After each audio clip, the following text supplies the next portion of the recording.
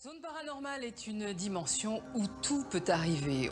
Savez-vous que certains objets pourraient aussi être frappés de malédiction? Ces objets peuvent causer la mort, comme des bijoux ou même du pain. Est-ce possible qu'une chose inanimée, banale, puisse causer d'aussi grands tourments?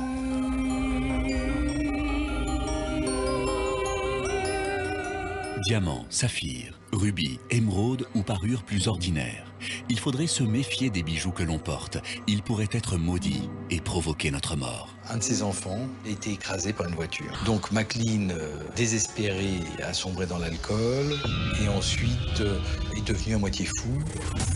Certaines personnes sont prêtes à croire que des objets ont le pouvoir de conjurer le mauvais sort. Leur quotidien est devenu un enfer. Enlève-la, enlève. Des lieux d'apparence tranquille ou paradisiaques abriteraient les pires histoires et notre avenir y serait en danger. Les malédictions seraient impitoyables.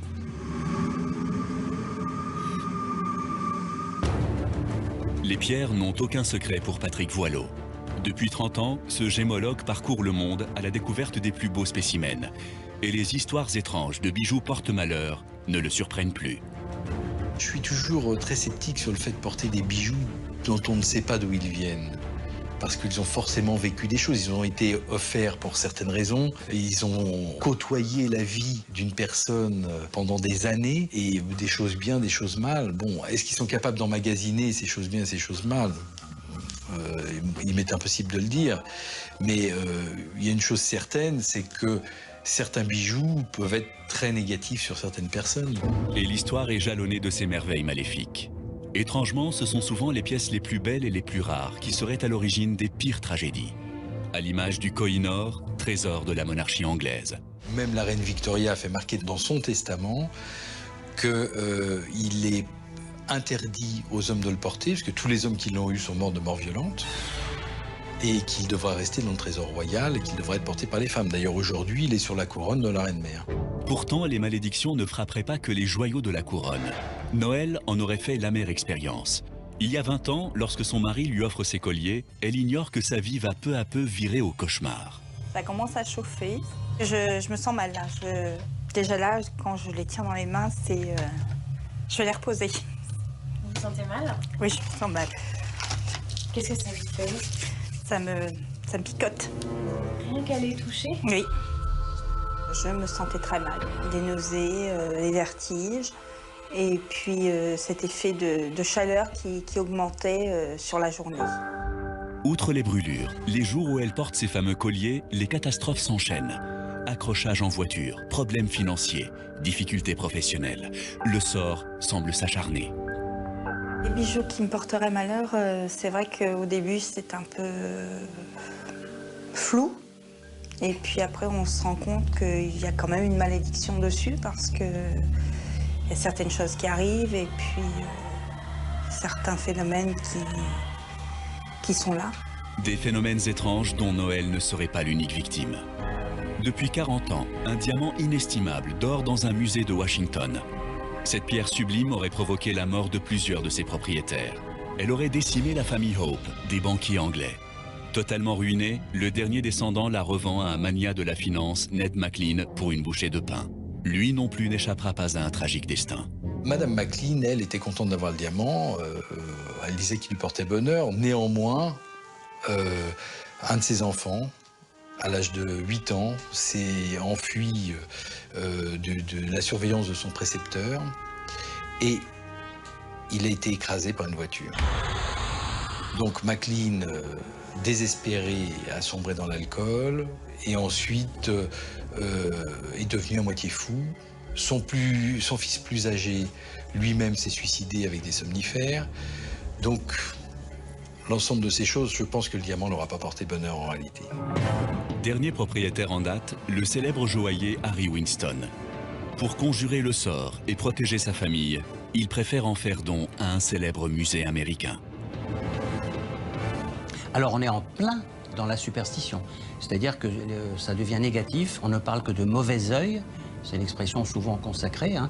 Le mauvais œil, à ce moment-là, suit l'objet dans toute sa vie et dans les personnes qui le possèdent ou le touchent. Et donc le danger est là. Un danger qui existerait également au plus près de nous, dans nos maisons. Claire en aurait fait la terrible expérience. À 2 reprises, elle a vécu des drames, 2 tragédies survenues quelques semaines après des dîners à 13. Aujourd'hui, tout est bon pour éloigner le mauvais sort. Les superstitions ont envahi sa vie et sa maison. Alors, dans ma cuisine, on va trouver les 7 épis de blé que j'ai donc cueillis juste avant les moissons. Ça devait être au mois de juillet. Les épis de blé pour ne pas manquer d'argent dans l'année et pendu au lustre, le cristal pour chasser les mauvaises ondes.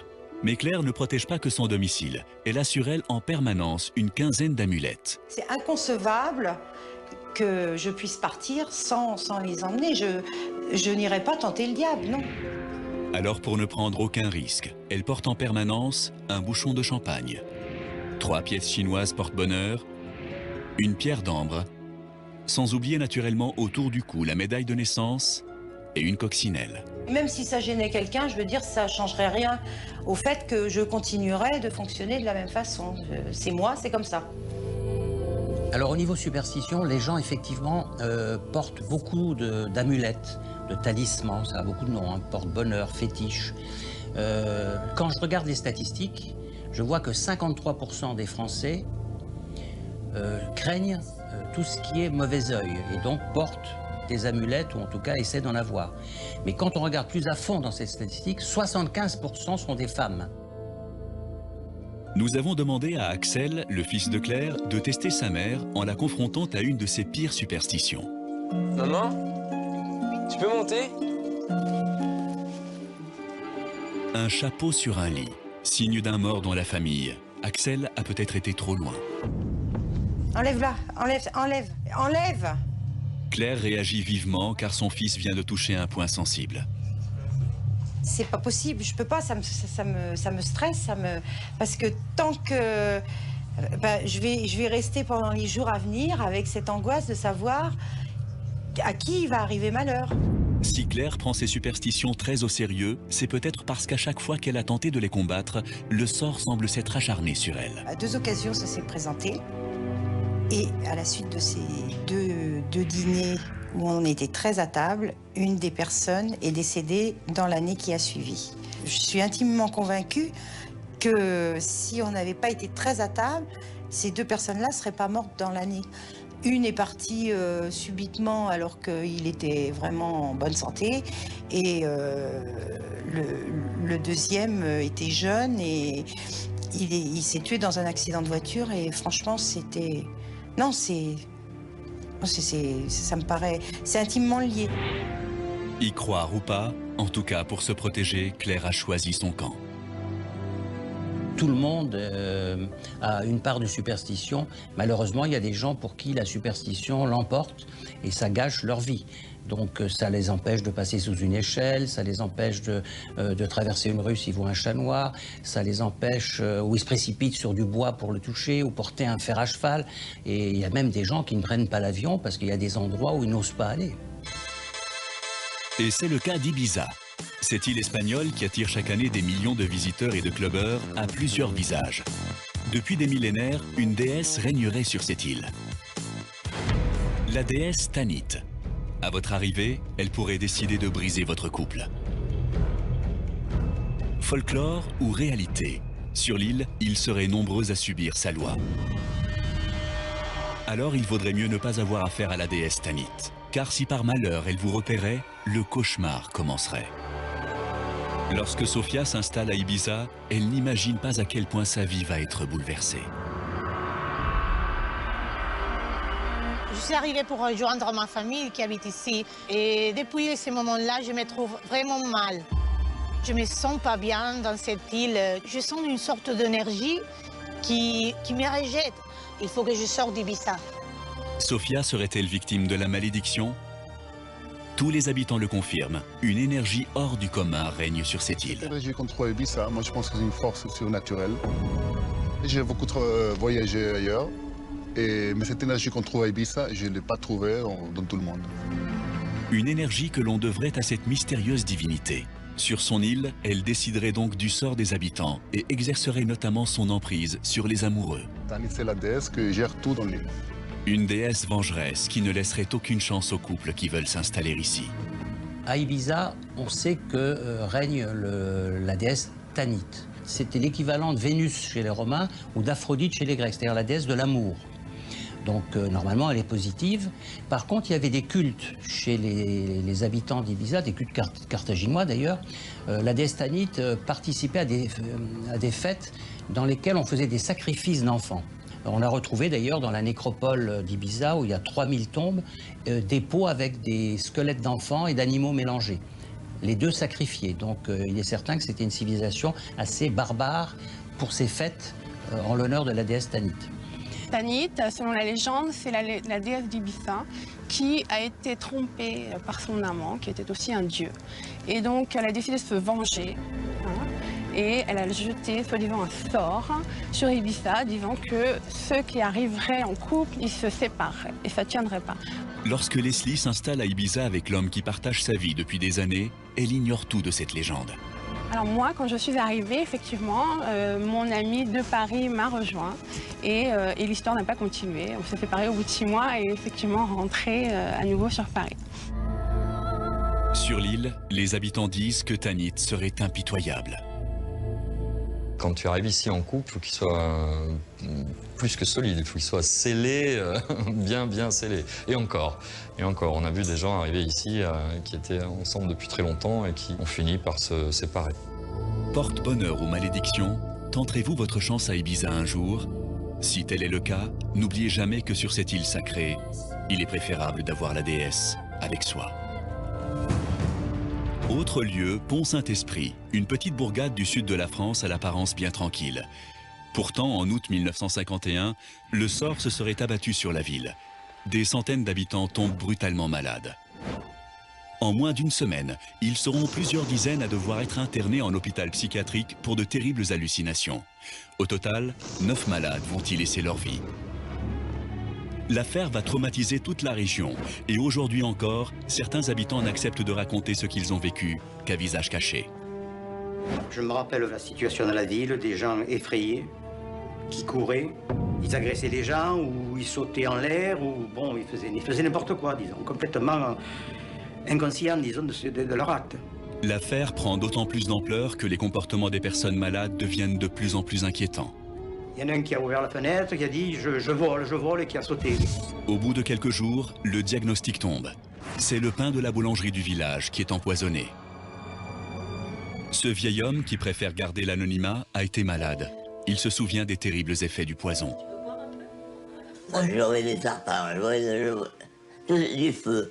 Et pendant que tout ça embrasé, puis ça s'éteignait. C'est vrai que au niveau de la ville, c'était une psychose. Il y a des personnes qui étaient hospitalisées sur le petit hôpital de Pont-Saint-Esprit et qui avaient ces hallucinations de vouloir voler, se prendre pour des oiseaux. Donc au départ, c'était quelque chose d'assez spécial. Je vois maintenant, je préfère mourir que de revivre ce que j'ai vécu, vous voyez. Mais quel est donc ce terrible mal qui a ravagé toute une ville?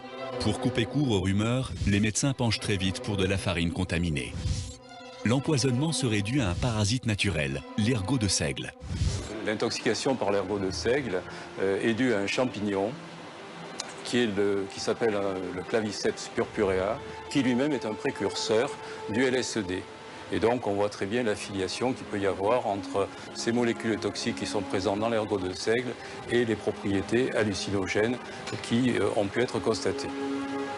Avant, on appelait ça donc soit le feu de Saint-Antoine, parce que Saint-Antoine soignait les gens qui étaient malades, qui devenaient fous, hein, soit le feu ardent, soit le feu morbide. Enfin, il y avait des expressions au Moyen-Âge, toujours à base de feu, puisque les gens avaient l'air de brûler de l'intérieur au sens qu'ils devenaient fous. Ils perdaient complètement leur esprit et certains se jetaient par les fenêtres, d'autres criaient, on les enfermait. L'ergot de seigle et le LSD, une drogue de synthèse, provoqueraient les mêmes symptômes. La coïncidence va bientôt prendre un tour inquiétant. Il y a quelque temps, un journaliste américain s'intéresse à la mort suspecte de Frank Olson, un chimiste de la CIA, les services secrets américains, et à ses recherches sur le LSD dans les années 50. Il voulait étudier les effets du LSD sur un groupe de personnes. Il voulait voir exactement quels étaient les symptômes sur ces personnes en contact avec le LSD. Comment ils réagissaient et comment on pouvait désarmer tout un groupe ou une partie de la population d'une ville. Et la suite de son enquête relève de l'impensable. Pont-Saint-Esprit est cité dans les rapports du chimiste des services secrets. Comment ce petit village a-t-il pu se retrouver sur la liste des cobayes? C'était une opération de terrain. On m'a dit qu'il l'avait choisi parce qu'il y avait des bases secrètes américaines à côté et qu'elles étaient encore en activité après la Seconde Guerre mondiale. L'armée américaine aurait donc d'abord pulvérisé du LSD dans l'air, puis aurait contaminé la nourriture pour de meilleurs résultats. Je sais par certains scientifiques impliqués dans l'opération que la pulvérisation du LSD n'a pas été un succès. Mais en ce qui concerne l'empoisonnement des produits alimentaires, ça a bien marché. Mais au final, ils n'ont pas été satisfaits par le résultat global de l'expérience. Des informations que le journaliste a retrouvées dans des documents officiels de la Maison-Blanche datés de 1975. Ce document mentionne spécifiquement Pont-Saint-Esprit et il est adressé à l'ambassade française. Mais après la citation Pont-Saint-Esprit, tout a été censuré. La page a été effacée, tout est secret. Les habitants de Pont-Saint-Esprit auront-ils un jour des réponses? Sauront-ils réellement ce qui les a menés aux portes de l'enfer? La semaine dernière, j'ai reçu un email d'une personne très célèbre en Californie qui me dit que son père a participé à l'opération Pont-Saint-Esprit. Il va récupérer les dossiers de son père et voir s'il a noté quelque chose dans son journal. Son père lui a confié avant sa mort qu'il était là-bas. Selon les informations des journalistes, la France aurait fait une demande d'enquête il y a quelque temps. Mais pour le moment, ni les États-Unis ni les autorités françaises ne semblent réellement décidées à lever le voile. Superstition dévastatrice. Bijoux maudits. Couple brisé. Pain empoisonné. Les malédictions menaceraient notre quotidien. Alors, méfiance, car le mauvais œil peut frapper n'importe où.